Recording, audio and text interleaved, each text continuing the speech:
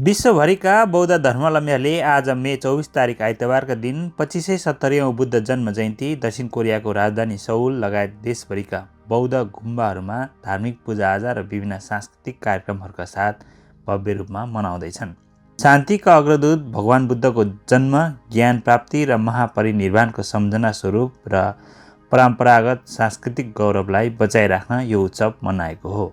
UNESCO विश्व सांस्कृतिक सम्पदामा सूचीकृत यान्दुङ्गुई गत मे 16 तारिक साँझ 50,000 भन्दा बढी सहभागीहरूले हातमा 1 लाख भन्दा बढी परम्परागत कमलको फूल आकारका बत्तीहरू बोकेर र्याली गरेका थिए। प्रसिद्ध बौद्ध शिक्षण संस्था दोङगुक युनिभर्सिटीबाट सुरु भई ऐतिहासिक दोङदेमुन हुँदै जोगेसा मन्दिरसम्मको सडकलाई पूर्ण रूपमा गाडीहरू बन्द गरेर गरिएको उक्त भव्य र्यालीले सौलका सडकहरूलाई उज्यालो नदीमा परिणत गरिदिएको थियो। यस वर्ष 2026 को महोत्सवमा सबैभन्दा धेरै क्यामेराको ध्यान खिचेको दृश्य बौद्ध भिक्षुहरूको परम्परागत पहिरनमा सडकमा गुडाएका 4वटा मानव जस्तै देखिने मेसिन रोबोटहरू थिए, जसले दर्शनार्थीहरूलाई हात जोडेर नमस्कार गरिरहेका थिए। सडकमा गुडाएका ड्रागन, सेतो हात्ती र बुद्धका ठुल्ठुला कलात्मक र प्रकाशमय मूर्तिहरूले महोत्सवको रौनक थपिएको थियो। यान्दुङ्गुईको शाब्दिक अर्थ लालटिन प्रज्वलन गर्ने उत्सव हो। यसको इतिहास 1200 वर्ष पुरानो कोरियाको प्राचीन सिल्ला र गोर्यो वंशको शासनकालसम्म जोडिएको छ।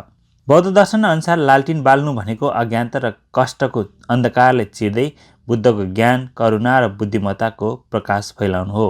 यो केवल एउटा धार्मिक उत्सव मात्र नभएर जात, धर्म र राष्ट्रियताभन्दा माथि उठेर सबै मानिसमा शान्ति र एकताको कामना गर्ने साझा सांस्कृतिक उत्सव बनेको छ। यस वर्षको महोत्सवको मुख्य चहलपहल र सडक उत्सवहरू मे 16 र 17 मा केन्द्रित भए पनि यो उज्यालो रौनक आज मे 24 सम्म कायम रह्यो।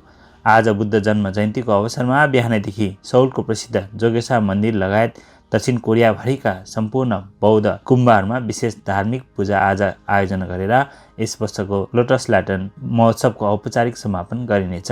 विश्वभरिका पर्यटकहरूका लागि दक्षिण कोरियाको यो उत्सव परम्परागत कला र आधुनिक प्रविधिको एउटा जीवन्त र कहिले नबिर्सिने सङ्गम साबित भएको छ। बुद्ध जन्म जयन्तीको अवसरमा दक्षिण कोरियामा श्रम, अध्ययन र विभिन्न व्यवसायमा आबद्ध सम्पूर्ण विश्वभरिका शान्तिकामी समुदायमा सुख, शान्ति, सुस्वास्थ्य र प्रगतिको हार्दिक शुभकामना। भगवान बुद्धका शान्ति र करुणाको उपदेशहरूले हामी सबैलाई सत्मार्गमा लाग्ने प्रेरणा मिलोस्।